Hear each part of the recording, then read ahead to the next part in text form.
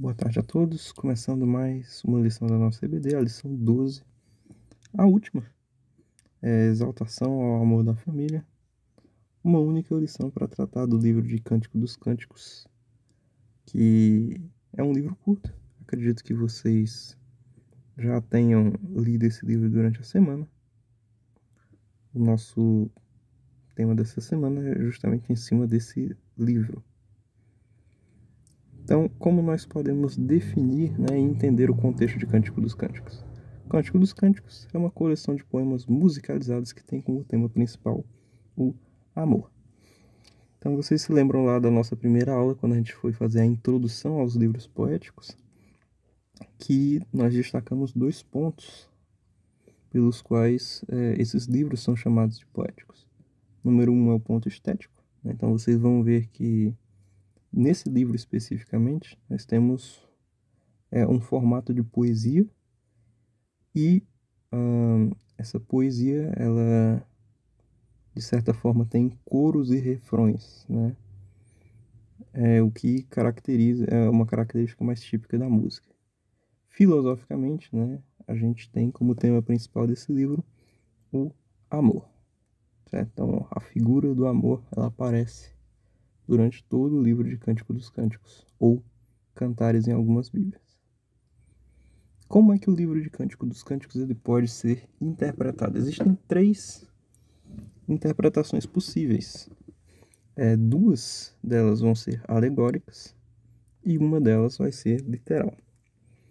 As duas alegorias elas são muito parecidas, só que a gente vai ter uma pequena mudança só em relação ao tipo de aliança, né? Os judeus eles interpretam o livro de Cântico dos Cânticos como uma alegoria entre Deus e o povo de Israel. A nossa visão vai ser uma visão da nova aliança, ou seja, é a relação de Cristo com a igreja. E existe também a interpretação literal, que corresponde exatamente ao amor de um homem por uma mulher. Certo? Qual interpretação eu devo seguir? No meu entendimento, o livro de Cânticos ele é um livro de interpretação mista.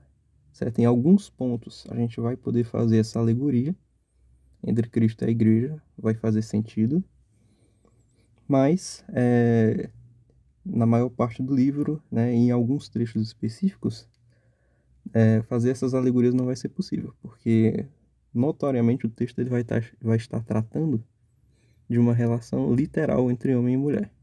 Então vocês devem ter reparado na leitura de vocês que o vocabulário em Cântico dos Cânticos ele é muito mais sensualizado do que em qualquer outro livro da Bíblia.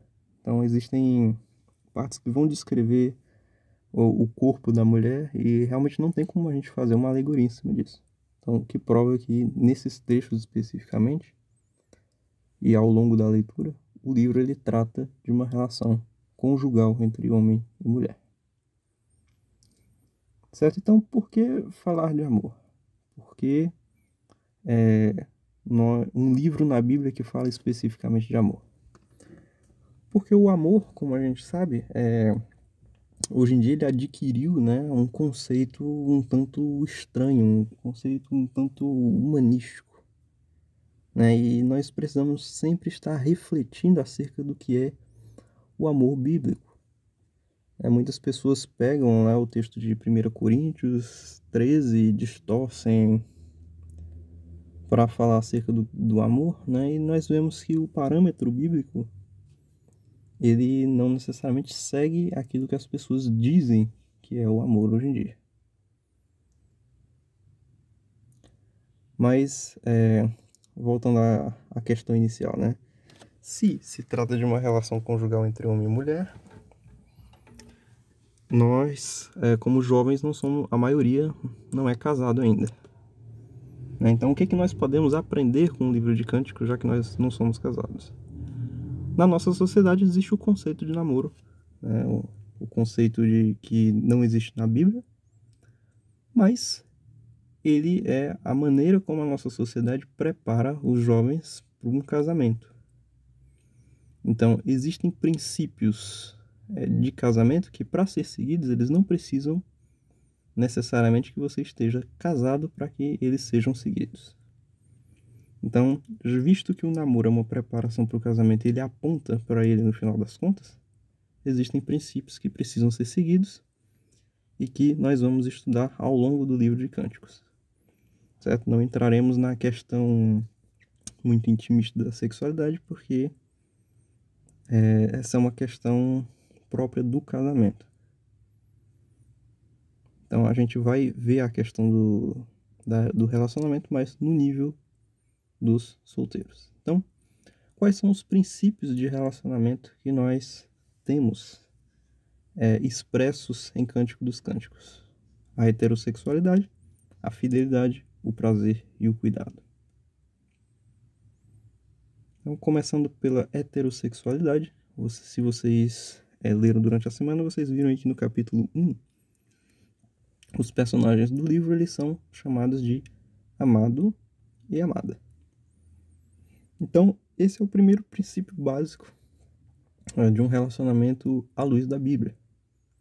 Primeiro de tudo, né? Ele precisa ser heterossexual, ou seja, duas pessoas de sexo, gênero diferente. Ok? Alguns aí vão dizer gênero, quem tem gênero é texto, né? Modo de falar. Então, a sexualidade das pessoas ela precisa ser diferente. Então, aquela velha história. Não foram criados, né, Adão e Ivo, e nem Adão e Eva. Então, o relacionamento à luz da Bíblia, como diz o Gênesis 1:27, é a relação entre homem e mulher, macho e fêmea. Fora disso, nós temos uma deturpação, nós temos uma criação da humanidade para burlar, né, o plano divino. Então, não acreditem muito naquela história de que toda forma de amor é válida, porque não é essa a visão bíblica. Segundo princípio de Cântico dos Cânticos, temos aí a questão da fidelidade, né? Cânticos 8:7 vai trazer pra gente aí: nem muitas águas conseguem apagar o amor, os rios não conseguem levá-lo na correnteza. Então, as águas, né, na linguagem bíblica, as águas fortes dos rios e dos mares, elas aparecem muitas vezes simbolicamente como a expressão das dificuldades, a expressão poética das dificuldades. E não é preciso ser um expert, né, em relacionamentos para descobrir que toda relação ela tem dificuldades. Ela tem momentos de turbulência. Na sequência do texto, se alguém oferece todas as riquezas da sua casa para adquirir o amor, seria totalmente desprezado. Então, outro ponto que leva muito à questão do divórcio quando as pessoas estão casadas é a questão financeira. Então, quais são as recomendações que a gente pode trazer para a gente em relação às águas? Relacionamentos são muito bons, relacionamentos são ótimos, mas eles não são sempre um mar de rosas. Eles vão trazer dificuldades no âmbito de convivência. Então, esteja preparado para lidar com as dificuldades de um relacionamento. Número 2, a visão que as pessoas têm acerca do dinheiro pode ser sim um problema na convivência. Se de repente você enxerga dinheiro de um modo e o seu parceiro de outro, vocês precisam no mínimo alinhar essa visão para que um tenha consciência de como o outro visualiza isso. Senão, pode ser que mais na frente essa questão da riqueza se torne um tormento e se torne uma dificuldade para o casal. Mas o que isso tem a ver com a fidelidade? Muitas vezes as pessoas elas vivem, né, dentro de nós vivemos hoje o que a filosofia denomina de relacionamentos líquidos. Né? Então, se não serve, né, se me irritou em qualquer ponto, o pensamento geral das pessoas é: jogue fora, arrume outro. Então, as relações elas não têm mais a profundidade. As pessoas hoje buscam uma satisfação própria, mas que no primeiro desagrado pode ser descartado imediatamente. né? Acho que todo mundo já ouviu falar daquela história, né? De, alguém que pensa tem o seu pensamento acerca de casamento dizendo o seguinte, se não der certo, separa. Esse também não é o pensamento bíblico. O casamento é uma aliança, como vocês podem ver aí, que nem as dificuldades e nem tampouco a visão em relação às riquezas deve distorcer o princípio primeiro do casamento e um dos primeiros princípios do casamento aí, que é a fidelidade, a questão da aliança que não deve ser violada.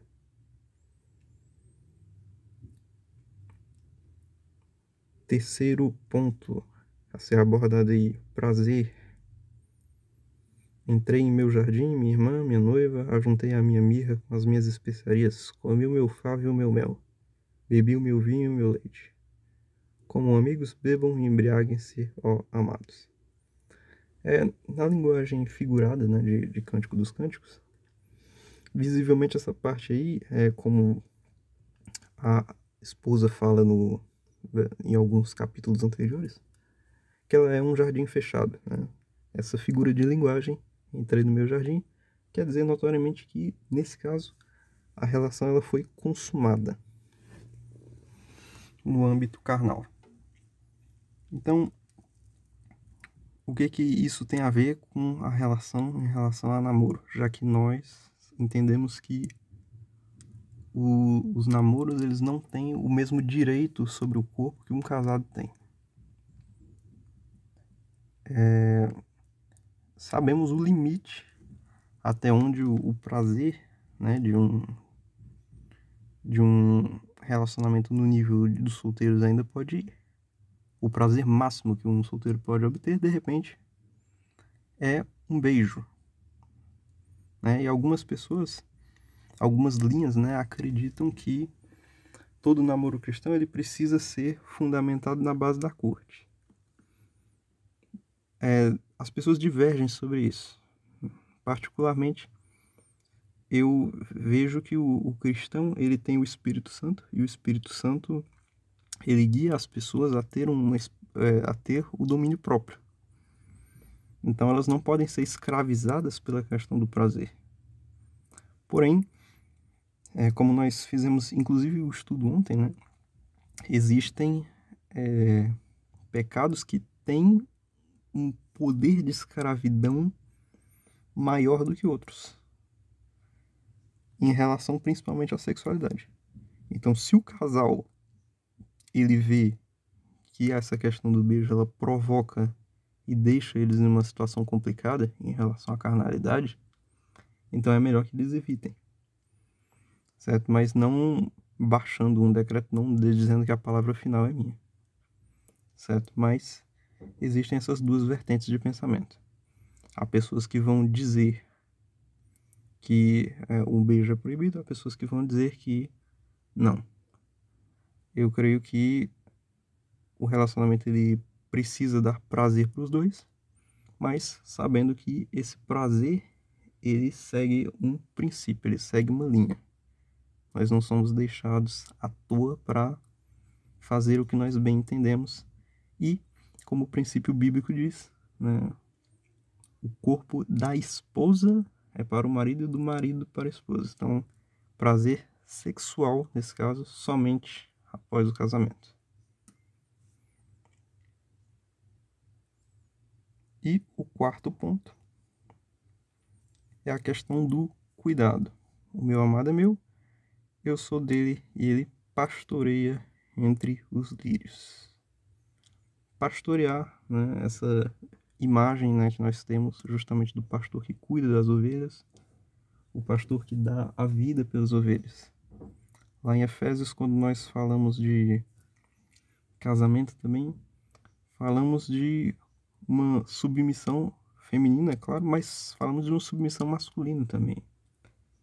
O dever do marido amar a sua esposa, né? No caso, o dever do seu namorado amar sua namorada como Cristo amou a igreja, significa amar alguém apesar dos seus defeitos. A igreja a que Cristo está se referindo, a igreja a que Paulo está se referindo nesse texto, não é uma igreja exemplar. É uma igreja cheia de idolatria, é uma igreja que tem vários problemas. E ainda assim Cristo não deixa de amá-la. Então, o amor de Cristo, ele é incondicional. E é esse amor fundamentado, né, justamente na pessoa de Cristo e no cuidado que ele tem, que deve ser a base para o relacionamento também entre os crentes. Então, a questão do pastoreio, a questão de cuidar das ovelhas, é o mesmo princípio que uma pessoa deve ter quando ela está em busca de um amor, seja ele na solteirice, seja ele após o casamento. Convido vocês, certo, para logo mais estarmos ao vivo no Zoom, certo? Teremos um momento de encerramento dos livros poéticos. Vamos falar especialmente do livro de Cânticos. Eu queria que vocês meditassem um pouco nesses princípios que a gente estudou, porque a gente vai ter uma espécie de momento, eu não vou dizer nem lúdico, né, mas é um momento interativo em que nós iremos colocar algumas situações para vocês resolverem em grupo à luz da palavra de Deus. Então, aguardo vocês logo mais e até breve.